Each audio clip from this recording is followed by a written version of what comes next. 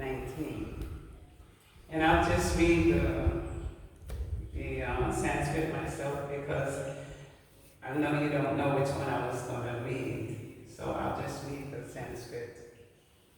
And then I'll do the word for word translation, and then you can repeat after me. Okay? That's okay?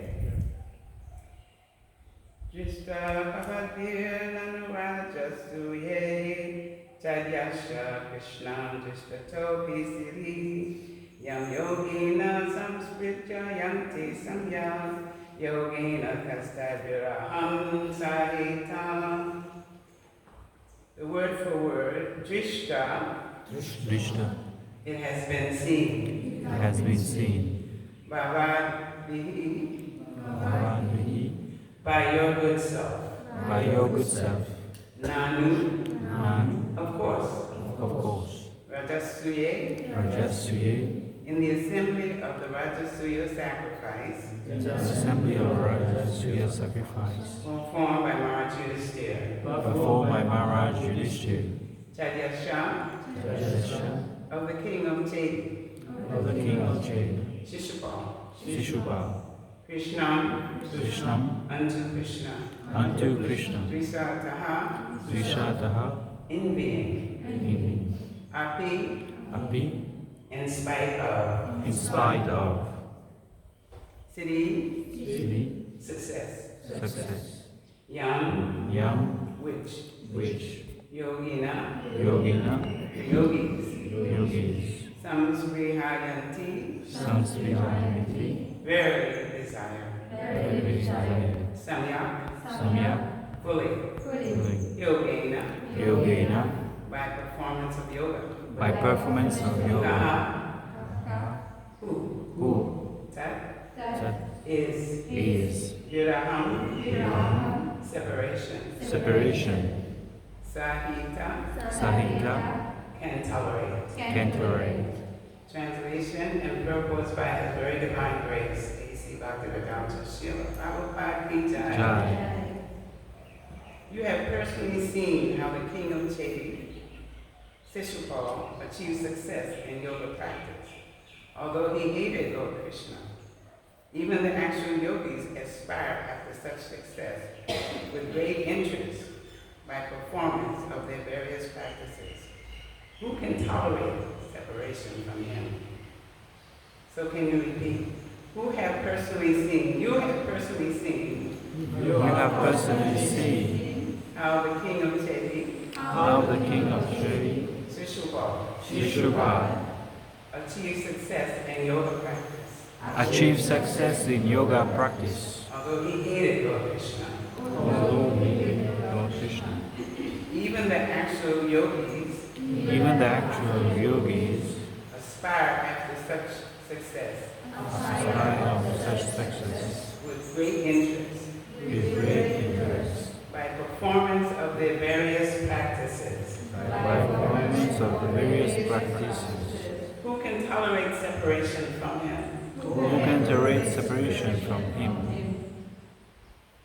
And if I remember correctly, I think this is Uddhava talking to Vidura. Vidura had just come off a pilgrimage. Purport.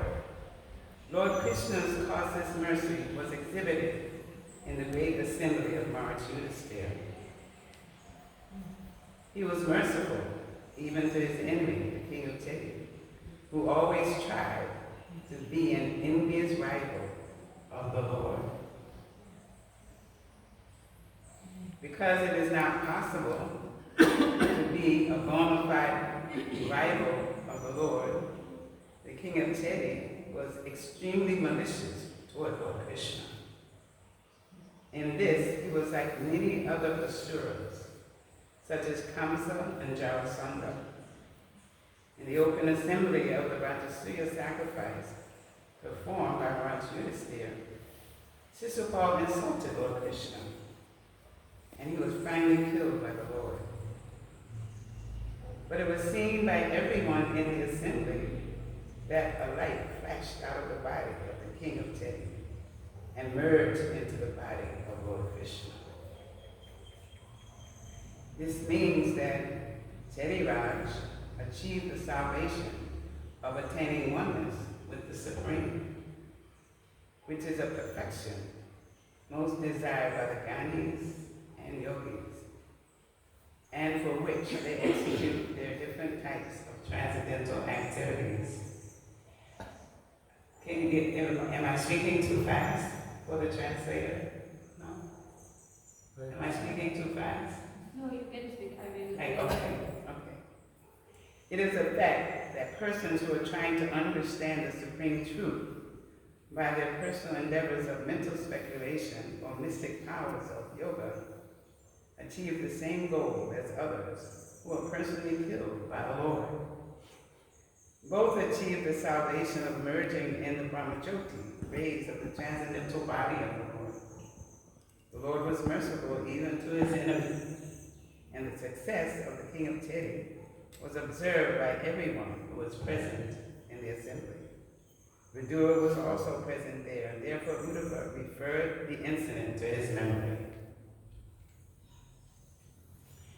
So, how many of you know the story of Sishupal?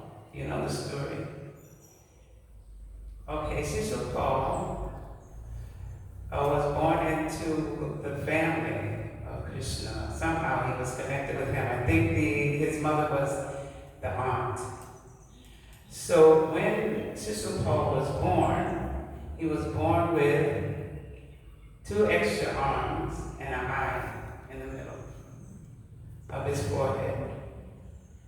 And so the mother was really wondering why this was happening. But somehow she found out that whoever held the baby in their arms, and the arms and the eye disappeared, that person would be the killer of her son, Sishupal. So when she was in so much anxiety, you can imagine a mother, hearing that her son is going to be killed. So she was in so much anxiety.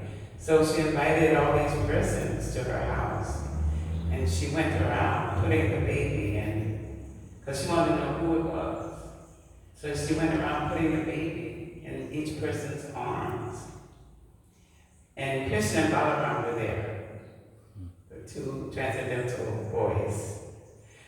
They were there. So finally she put the baby in Krishna's arms. And then the eye disappeared and the arms disappeared. And then she started begging, Krishna, please don't kill my son. And Krishna said, I promise I won't until he curses me 100 times. I give him 100 chances before I kill him. So fast forward to the Rajasuya sacrifice. So what happened was, the persons turned the baby off. That's what they say, turn the baby off. Anyway, when the Rajasuya sacrifice was going on, the persons present, because Yudhisthira was doing this Rajasuya sacrifice. So all the sages and great personalities attended. And they all decided that Krishna was the most honorable person present. And so they did the ceremony, they were washing his feet, and in comes Sishupal. And he just got enraged. He was saying, why are you honoring this cowherd boy? All he does is milk cows. He was insulting Krishna so much. Of course, Balaram jumped out of his seat, and he wanted to, because he and Krishna are very close, and he wanted to fight with Sishupal, but Krishna told him, it's okay, just sit, just be cool. I got this, So he was just standing there, he was saying, okay, Sishupal, go on. What else? But everybody else was getting agitated. Because if you love Krishna, you don't want to hear people insulting Krishna, right? And they were all getting agitated by Sister Paul's mood, So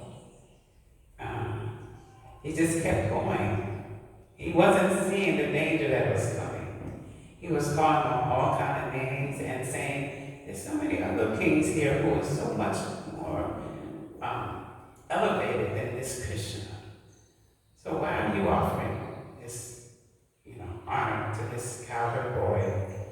Why this milk made of a servant of the cows? Why are you doing this? And so he kept going. And then Krishna was just being very patient. And he was saying he had more to say. What else? And then when he got to 100, then Krishna sent the chakra to knock off his head, And then this is afterwards. This is after, this happened. So it's saying that the king of Teddy was malicious. So he was saying so many not nice things. But it's saying here that Krishna was so merciful, even to his enemy. And so when Sister Paul left his body after Krishna's Sudarshan chakra chopped off his head, everyone saw that there was a light that emanated from Sister Paul's body that merged with the Lord. And so they were really wondering, wow, he even merged inside the Lord. So we know the Lord is so merciful, he's so kind. Even the battle of Kurukshetra, all those kings who were gathered on the battlefield, because they saw Krishna, they were also went to the Vaikuntha planets, even though they were inimical to Krishna. But because they were in his presence, and because they saw his beautiful face, then they also all went to Vaikuntha, So we know the pastimes of Krishna's mercy, like Putana. So I always think, I have an opportunity because at least all of us, we're not trying to kill Krishna. We want to try to love Krishna. So even though she came to kill him by her breast milk, he gave her the position of mother in the Vaikuntha planets. Because she, in a previous life, she was the sister to Bali Maharaj. And she was there when Vamana came in the form, Krishna came in the form of Vamana, right? Then, when she saw Vamana, she was commenting to herself, oh, he's so beautiful. He's such a beautiful, person. But then, when she saw at the end that Vamana had come to take everything away from Bali, even to the point of stepping on his head and sending him down to the hellish planets, then she became vengeful. She's like, okay, I want to kill him because he did this to my relative, to Bali Maharaj. So we can see that Krishna is such a merciful person. All we have to do is desire to offer some service. And one of his qualities is that he's grateful. One of the seminars I gave while I was here was about gratitude. So how is it that Krishna can be grateful to us for any little thing? Any little thing we do, Krishna is grateful that we're moving towards him, even if it's the smallest offer of devotional service. He's grateful. Has anybody read, there's a little pamphlet that talks about Krishna's 64 qualities. Can anyone name any other quality of Krishna? Renounce. Yes. It's 64, there's so many. You have to know. You have to know, because how are we going to be encouraged to love Krishna if we don't know his personality? If we don't know how kind he is? You know, I just read this morning, someone sent, people are saying, you know, there's a fire that's raging in Hollywood. So people are saying that this is their punishment because at some award ceremony, they were kind of ridiculing Krishna, God. They said God, they were a little bit ridiculing God, right? So everybody is saying, oh, that's their punishment, that their houses and everything burned down because they were insulting Krishna. But then my very good friend of mine, she sent me an article written by a devotee. And he's saying that this is giving the impression that Krishna is vengeful, that he punishes you. I think this is also sort of in the Christian ideology. It's like he's judging you, and if you don't do such and such, you'll get punished by him. So this person, his name is Govinda Das, he did a really nice answer to the fact that Krishna is not vengeful at all, you know, that he's always kind. And whatever happened to them is just the result of, you know, the material nature and how everyone is trying to exploit the material nature, and they can't do it. There's always going to be some misery that comes, and when you're in material nature, we know we experienced it. We experienced COVID. You know, the tsunami. The tsunami killed. So we're experiencing, you know, the energy that we ourselves are creating by our material endeavors. And there's always calamity. When you think that you can control material nature, you cannot. It means that you cannot overcome the material nature, no matter how hard you try or how much you think you're in control. It doesn't work. Krishna's in control.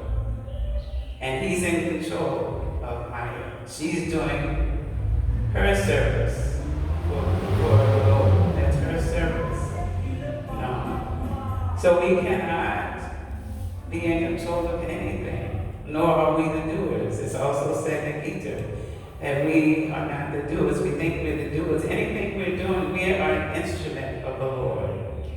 Anytime we think, I'm doing this, I'm doing that, this is my service, it's not like that. We are the instruments. We are the servants of the Lord. He's using us for whatever needs to be done. You know, whether we think it's good or bad, because sometimes we want to distinguish between this is good and this is bad when we're devotees, but there's no good and bad.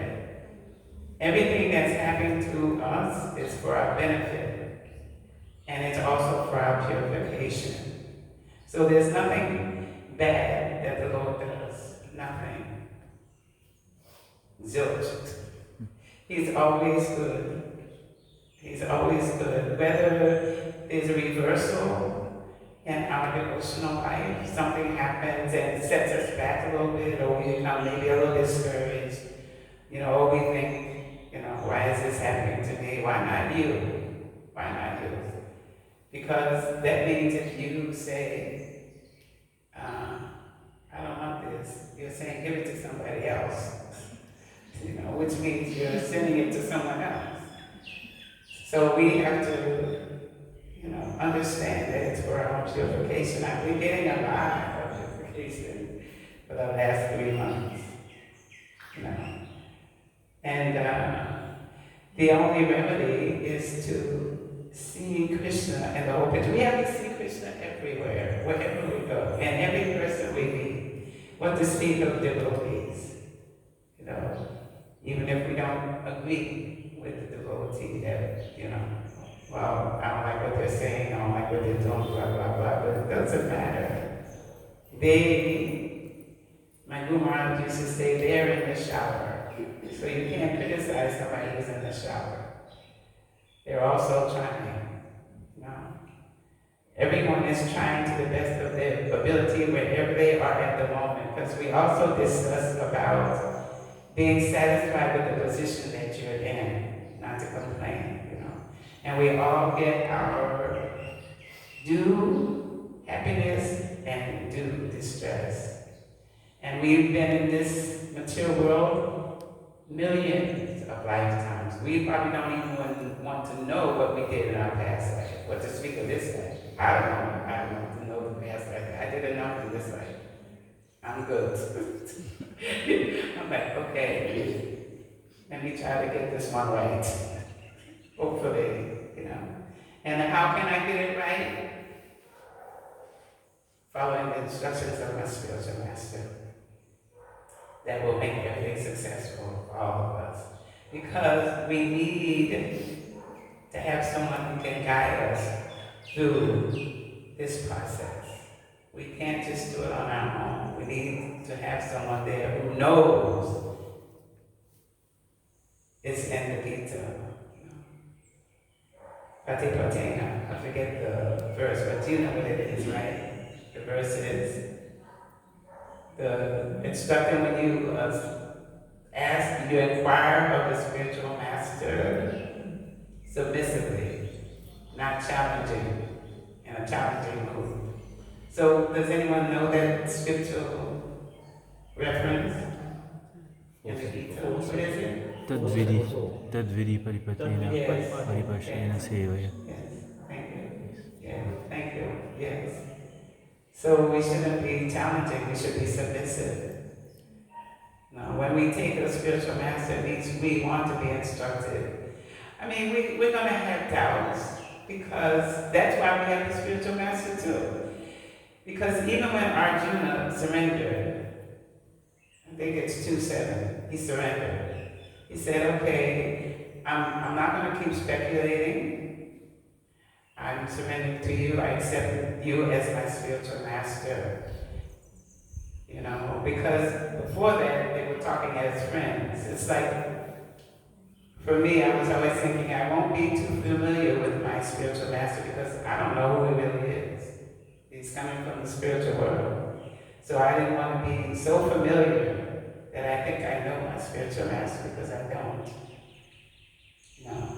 So we just have to surrender to his directions, and sometimes we don't want to. And I was saying that Arjuna surrendered because before that he was thinking of Krishna as his friend. And then he realized that we call it an existential crisis. In your existence, so many problems come up. No? We have problems with family, we have problems with work, we have problems with so many things. There's so many problems in this world that we think we can solve on our own. But we're actually very miserable in the material world. Even those persons who think they're happy, they're not actually happy. It's all a concoction of the mind. You know? So we take a spiritual master so he can instruct us, and I have to follow the God. So Arjuna, even after Arjuna accepted Krishna, he surrendered. He said, okay, I'll take you. Please be my spiritual master. Please instruct me. I'm bewildered about all this thing going on. Imagine, here you are on the battlefield, and all your family is across the road, and you're instructed to go now. I would say that's a little bit heavy. You know, how do we feel about our family relatives? How do we feel? Huh? We're attached to them, right? We love them. We grew up with them. This is my brother. This is my sister. This is my wife. So imagine here is Arjuna, and he's seeing Jonacharya, Bhishma especially. You know, he's seeing all these people, and so that was he was like, I can't do this. I can't do it. Krishna. But even after he surrendered, if you read further, he's still He's still discussing. Because Arjuna actually represents us. He's a pure devotee. Krishna just put him in that role so that we could benefit, and he could speak the Bhagavad Gita for all of our benefit.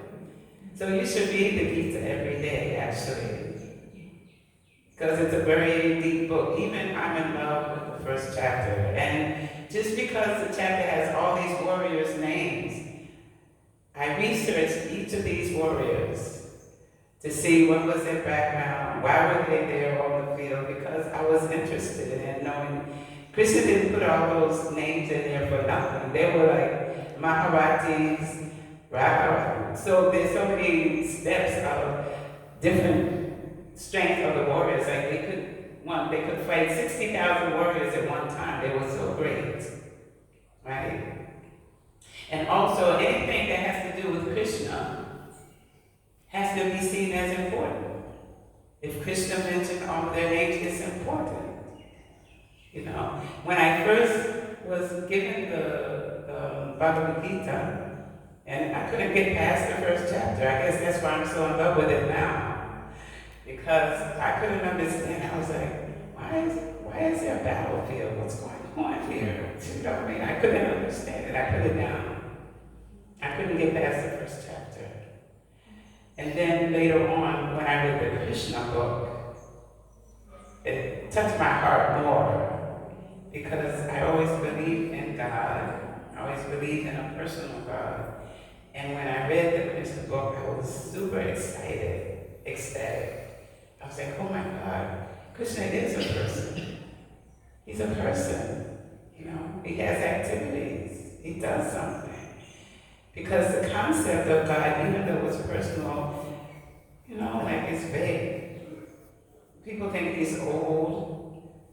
He has white hair. In Italy, there's some painting on some building of, I don't know if you know this one, but who's the painter? I know his name because I went to art school, but it won't come to me now. But the painting is, Michelangelo. The picture of Krishna, supposed to be Krishna, is old with white hair and white beard. He's zapping somebody. So those are the images that come up because people don't know who is God. Nor do they know how great God is. They'll say, oh yes, God is great. And I'm like, do you know how great he is? That's still vague. Yes, he's good. But he's only good when he gives you, when he makes you prosper. But when he makes you suffer, the first thing you say is, oh my God. It's the first thing they say, right? Something happens to you like, oh my God. No, not again. Like that. But they don't really know how big he is, And most of the time, it's for benefit. They want prosperity. A lot of the churches, they preach about prosperity. You give money to the church, and you'll get money back. You'll get rich, because they push the tithing. It's like, yes, you'll get money back if you give money to the church. So people want riches, they want wealth, they want to be well to do. But we as devotees, we're unmotivated. We don't want anything from Krishna. We just want to serve Krishna with love. That's all. We just want to serve Krishna because it's Krishna. And because we're his servant. And because that's our constitutional position. No other position do we have in this world, in this material world. There's nothing. I was so glad to get out of the material world. No. Because it's miserable. It's miserable. And also, this is why we're preaching. Because we want to bring other people. We know the story of Dhruva Maharaj. When he was going up to the heavenly planets, he was asking, I don't know if it was Narada or one of whoever he was asking, like, where's my mother? Where's my mother? She has to come too. So when you read the histories and you read the Bhagavatam of all the personalities, even Tukaram, Tukaram? Have you heard of him? He's a saint. Everybody has to be reading. You have have to read. Throw away the cell phones, just get the books. Because then you won't get distracted. When you have a book, that's all you're looking at. But when you start scrolling, danger. You're like, oops. It's like a minefield. You know what a minefield is? Yeah. It's like when there's a war in a country, and even though the enemy soldiers leave, they leave explosives in the ground. So when you're scrolling, you'll be walking, and then you get blown up, you know, by something that you're like, I don't want to see this. So that's why I like the books, because I can focus. I don't get distracted, you know. So, and Srila Prabhupada spent his life, how many books he wrote? 80 in his life. He wrote 80 just for us. He didn't sleep much. He did that for us to make this information. He brought it from India to make it available for us to read. He sacrificed so much. And he didn't think of it as a sacrifice. He was happy to do it. Whatever was happening to him or whatever event was going on, he was happy to be doing this for his spiritual master, for Krishna. And even he read his own books. He read his own books because he said, like, Shruti Kirti, who was his servant for 2 years, he would come in and Srila Prabhupada be reading his own books. And Shruti Kirti asked him, Prabhupada, you're reading your own books? And he said, yes, because I want to know what's in the books. He said, Krishna spoke to me. And somebody challenged him and said, are you saying that Krishna actually spoke to you? He said, yes. Krishna spoke to me. In fact, there were so many instances where Krishna, the stories that Srila Prabhupada read, see, this is a benefit of reading because then you remember all the stuff you read that starts coming out. Krishna helps you. Krishna gives us remembrance or forgetfulness. So I always pray before I give class, please make me remember. And he just be your instrument, you know. So he said that he didn't want to come here to this material world. He's like, I don't want to. Krishna said, no, you have to go. He said, but I don't want to come. I don't want to come to this nasty place. That was the word. I don't want to come to this nasty place. And Krishna said, please go. Don't worry, I'll take care of you. Everything will be okay. You know? And even, you know, like the deities, he was standing in front of Rukmini Dwarkadish in Los Angeles. They were the prime example for high quality worship for the disciples. And when you got trained, you would go to that temple. So he was standing in front of Rukmini Dwarkadish, talking to them. And Rukmini Dwarkadish was telling him to go back to India. And he was like, I don't want to go to India. I have this temple here. And Krishna promised him, you'll have a better temple. I'll give you a better temple if you go back to India. And then we have the Krishna Bhagavatam Mandir. You know, just see how Krishna works. We just have to surrender and be his instrument. Whether we like or don't like whatever's happening. We just have to say, I would rather be having things happen to me in the Krishna conscious movement than out in the material world. And I don't know anything about Krishna. And I have nowhere to take shelter when things happen, and they will.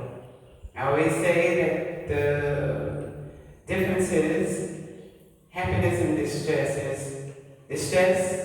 Happiness is the small amount of space before the next problem, you know, happens. Then you're happy for a minute, you know, until you have to deal with other things that come up. So better just, you know, surrender to Krishna and know whatever is happening to you is only a small portion of what could have happened or should have happened for our sinful activities. And we do and did have sinful activities. We know that. But now, Krishna has given us his mercy by sending us our spiritual master to help us go through this material world and aspire to go back to the Loka Vrindavan. And so here it's talking about Lord Krishna's causeless mercy. Causeless mercy. Causeless mercy means we didn't earn it. We cannot earn it. We can't say, well, I'll do this so I can get his mercy. We can say that, but it's not necessarily true. He gives it to whoever he wants to. Nobody can dictate to him. He decides, So his causeless mercy, is there. Even to his enemies.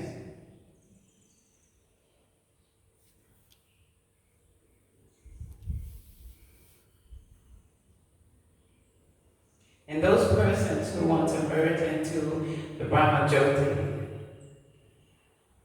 now, I've read what it means that they won't have devotional service because they're impersonal. Also, it's been said that because they had so much difficulty with relationships, they just want to merge, just simply merge into the Brahma Jyoti. I don't want to be a person. I don't want to have to, go through what I went through before. So they want to merge into his effulgence. But then, still they have to come back down and go through birth, death, old age, and disease. And who wants to go through that again? We know how difficult old age is. So many things happen to the body as you get older. Even if you're young, sometimes you see young people, they have cancer, even babies, children. They get cancer or they have some disease. I don't know if we actually see this as a miserable place. No. But it is. The material world is definitely a miserable place. It's a world of Dukkhaya Masasvatam. Miserable. So I'm always encouraging the devotees, to please read Srila Prabhupada's books. Even if you do 15 minutes a day, just pick it up. It may be helpful to you for that day or what you have to go out and do or deal with. You don't know. Just pick it up and read it, one page. And it'll be beneficial. So the first thing is hearing. And even if you can't read, okay, there's so many lectures you can hear. You can hear all day long because the devotees are making it available. I'm listening to Vaiseshika Prabhu. I'm listening to Bhaktivedanta Maharaj. Everyone, each devotee has a particular way that they are preaching. And it really helps us, So right now I'm listening mostly to Vaiseshika Prabhu because what I admire is that the group that he's preaching to, he's encouraging them. And when they have a reflection on what he's saying, then he asks them for a verse. This makes them memorize the verses, a sloka. Because they'll explain something to him and he'll say, okay, what's the sloka? Can you give me a sloka for that?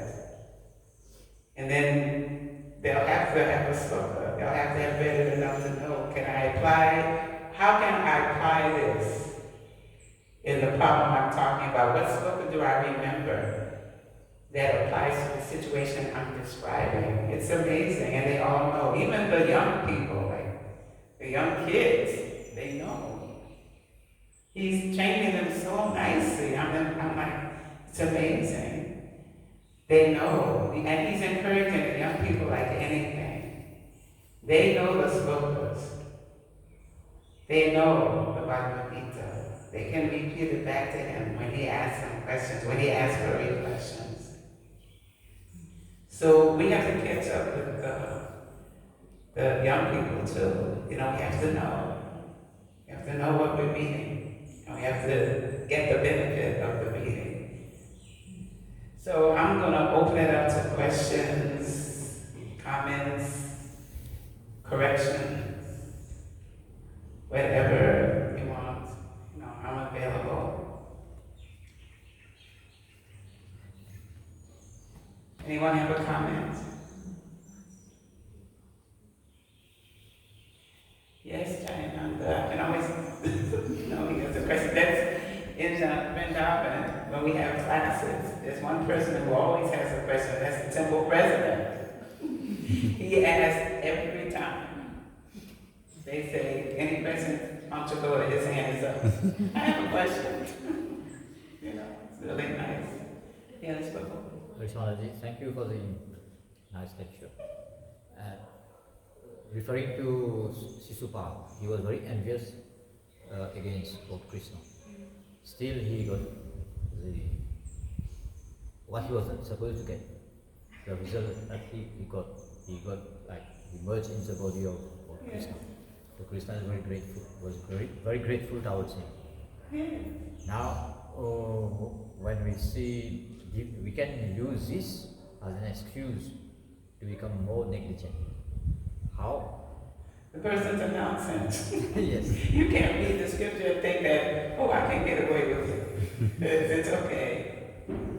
Anyone with an intelligence and who's a devotee wouldn't take it like that. I don't think, that okay, I can be slack, or I can, it's an offense. It'll be offensive because we, want to go back. Why are we doing this process? What are we here for?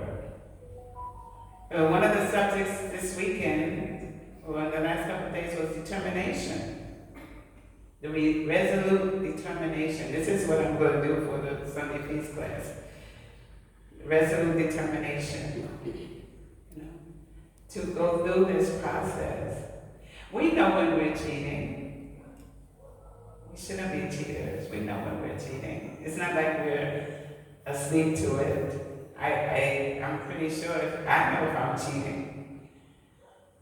Isn't it? So we shouldn't take it like that. That's not why the example is there. The example is there is to show us how merciful Krishna is, how he loves all of us. And it said in the purport, even if you're his enemy, it's okay. He's the Supreme Person of Godhead. He's not holding grudges. He's not being vengeful. He's not, being aloof from your suffering. So when we read, we should take it in that positive mood. That was your comment the other day about positivity. We should be positive. Yes, this is an example how he's so merciful. It's just remembrance of Krishna. That's the title of the chapter. And it means remembering how kind, how merciful he is. And if we read, we can read all the examples of this. How he's helping us come closer to him.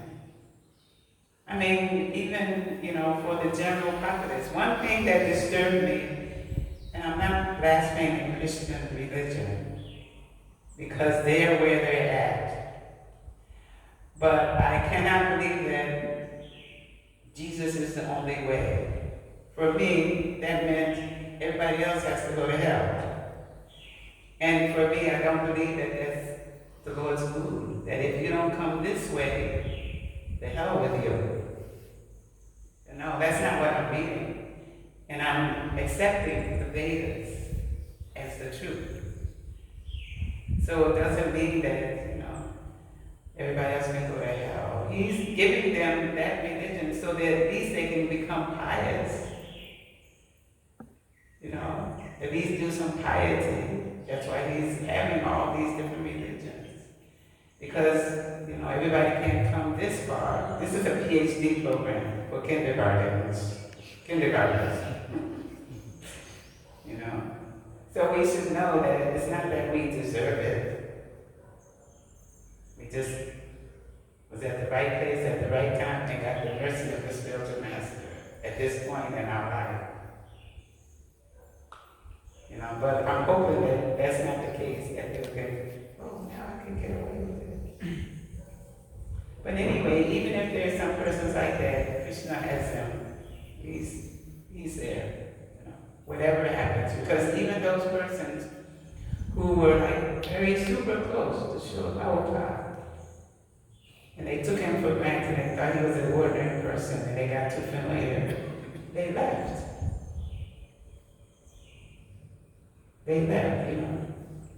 It's not that you say, oh, I'm sick of this, ISKCON, I want to go. You're not going on your own accord. You're being controlled. You're going because you need to go. We're not in control of anything. The verse I read yesterday says, we have to ask permission to Krishna for anything that we want to do. So when that happens to someone, it's not like they think they're making the choice. Oh, I'm going to go. No, you're being kicked out. You're being kicked out nicely, Just so you can think, I'm the one that's going on my own accord. It's okay.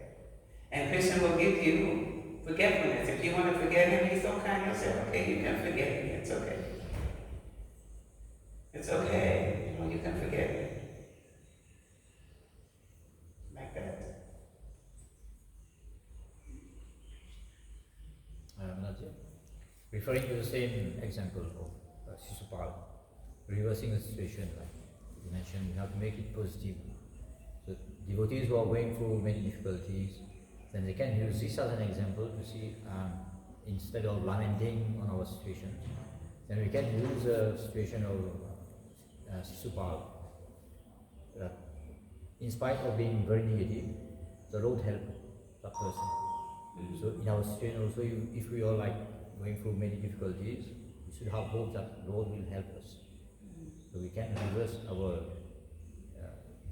difficult time into something positive instead of blaming the Lord. Yes, so we can't blame the Lord. And what's that verse? Te do nam susushamik samano. I always mix that word up. But it means we have to tolerate whatever is coming as a result of our past sinful activities.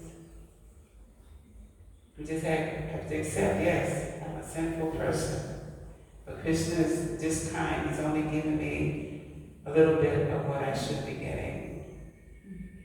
If you cut your finger, maybe your whole hand should have been cut off. But he's only giving me, a small portion of what I should have gotten. And still see it as the kindness of the Lord. He's in charge of us. What's that?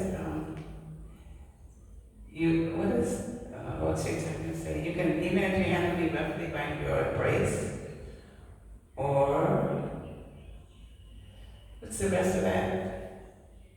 Lord Chaitanya says, do you know that one? Even if your hand be by your embrace, or if you're not present before me, you're still my worshipable Lord unconditionally. There's no conditions we place on Krishna. He can do whatever he wants. He can do whatever he wants. And you have to accept that because he's king. He's the supreme personality of Godhead and not us.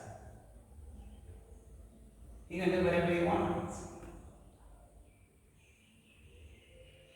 But it doesn't mean he doesn't love us. We're part and parcels. He created us for his own enjoyment, and we're trying to enjoy alone. He created us for his own enjoyment. We're supposed to make him happy. Then we will be happy.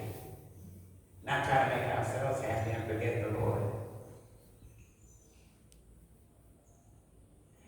And I was trying to remember one verse that I was reading this year Bhagavatam. It was,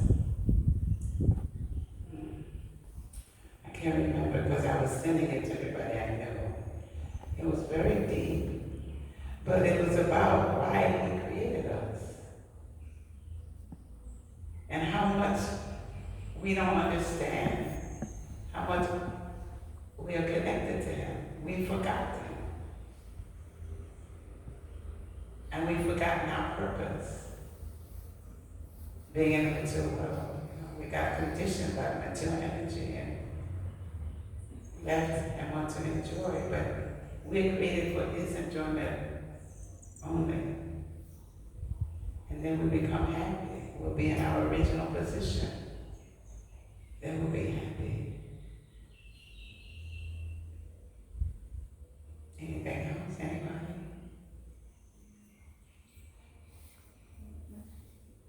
Mataji, she wants you to share some of the 64 qualities of Lord Krishna. She wants to hear some of A few of them. There's one that I always think about. He's a linguist. He's the ultimate linguist. You know what a linguist is? He's created all the languages. Whenever I hear different dialects or different, I just think of Krishna. I was just thinking, oh, Krishna's the greatest linguist.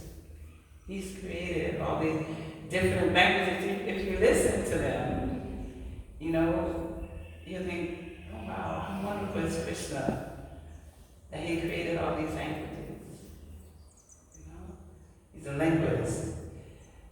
What else? I don't remember all of them, but there's a little booklet. It's called The 64 Qualities of Krishna. You should try to get it and read it because it's very beautiful. And he's artistic. And when Krishna went into battle, what did he do? He staked up his clothes first. He wanted to make sure he was neat before he went to fight somebody. He staked up his belt, he tightened his belt. He staked up his clothes and said, okay, come, let's go, let's do it. It's kind of cute. You get ready to fight, you take up your clothes. I know when I had a fight when I was in school, I was taking up my clothes. I was trying to find a place to run away. But he's like, okay, let's get it on.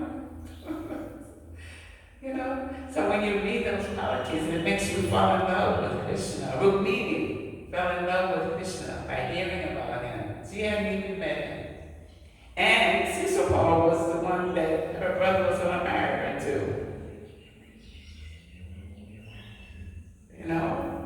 And she was like, no way, Jose. She was like, I'm not doing it. She was like, no, I want Krishna. I've heard so much about his qualities. And this is why we need to be reading and hearing about his qualities so we can fall in love.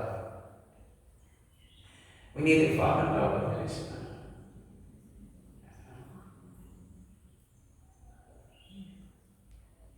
I'm sorry I don't remember more, But sometimes my brain goes on frozen. But there's so many qualities of his. And just the general ones. All knowledge, all strength, all wealth, all renunciation. Even those we should remember. That's only I think it's 6 of them. All beauty, all fame. So we can remember those. They're always mentioned in the books. They're mentioned in the Bhagavad Gita. It's mentioned so many times in the Bhagavad Gita. It's mentioned in the Srimad Bhagavatam.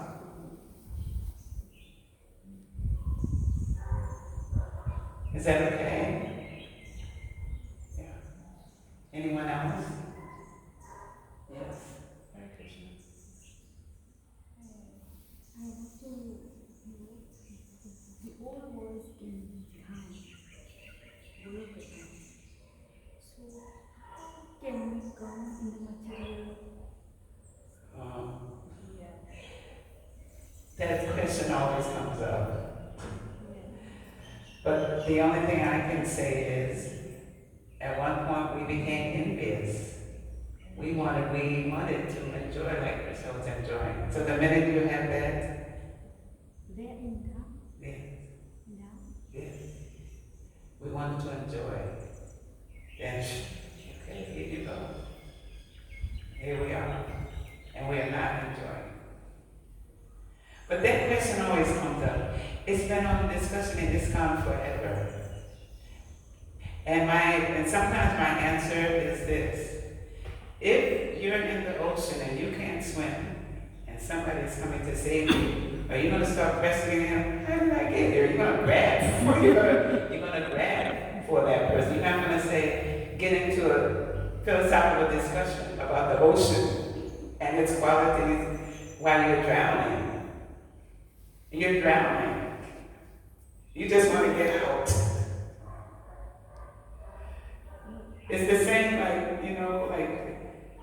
this whole discussion has been, how did the jiva fall? Did he fall? Did he actually fall? Are we still, so many answers have been coming about why, but if you maintain envy, it's said in the scriptures, you cannot go back to Goloka Vrindavan if you don't get rid of envy.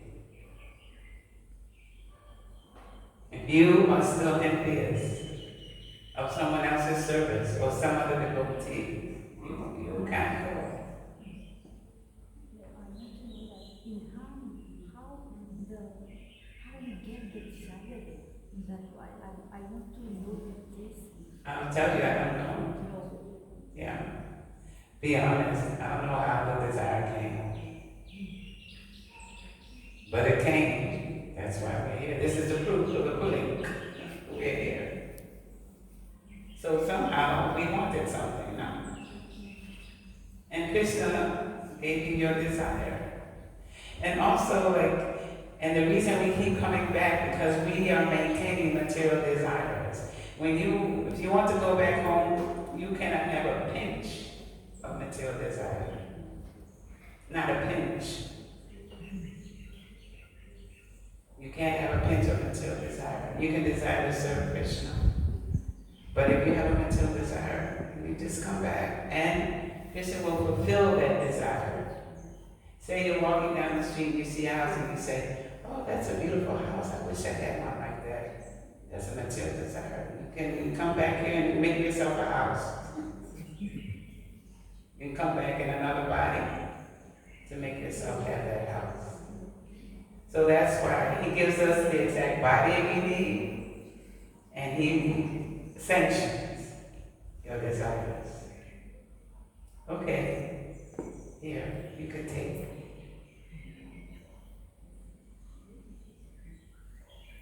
Like that. Anything else?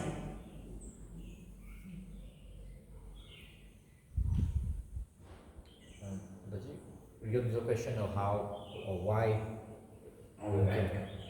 there is a pastime of Tulsi Devi. Who? Tulsi Devi. Tulsi Devi. She was serving Krishna in her personal form in the Goloka Dham. Still, she fell down from that position. So if she can fail, so what else? That Tulsi is a long story too. From the beginning, when she was a person, before she became a plant, she was married to this demon. There's a whole pastime with her. She was married to this demon. It's a long story. I can't tell it right now. But in the end,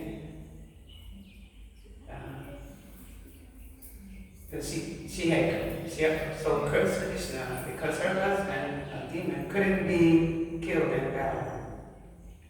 So in order for him to be killed, and she was very faithful to her husband even though he was a demon. And he tortured her a lot, but still she remained chaste to him. And Krishna came in disguise as her husband to break her chastity. You know that? Yes.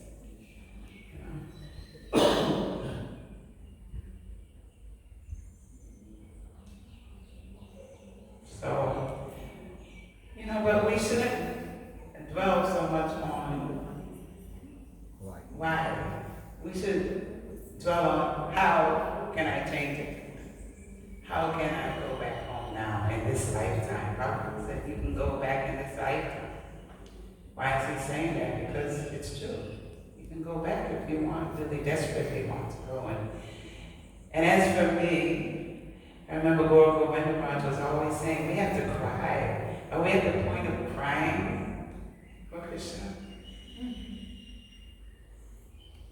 I don't think I'm shedding too many tears because of separation. When you read about his associates, they dread separation of the Lord. They cry. Lord Chaitanya was a perfect example, crying for Krishna. Are we crying? Are we crying? No. I haven't reached that stage yet.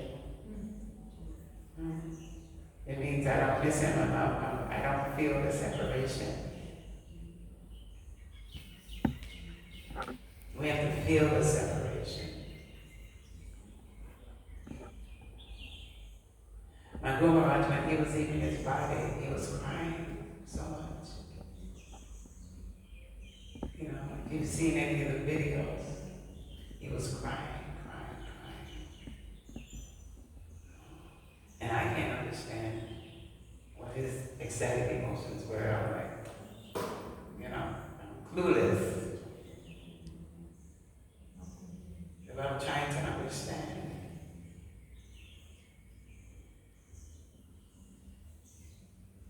Any more?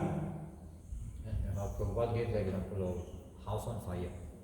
When somebody is put in the fire, the first thing he has to do is to come out of it. Don't ask questions there, where the fire started, how it came. And he said, when you come out, then now you can inquire how the fire.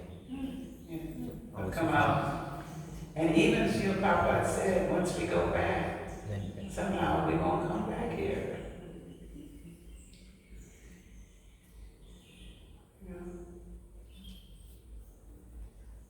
Okay, can we end now? No? Okay. Hare Krishna. Thank you so very much for letting me come. And I'm very happy to see all of you. And I hope I get to see you the whole time I'm here. Even at any other time. Either Krishna Balaram or Radha Gokananda. Thank you so much. Hare Krishna. Her Grace, Kartamisha Mataji ki Jai. Prabhupada ki Jai.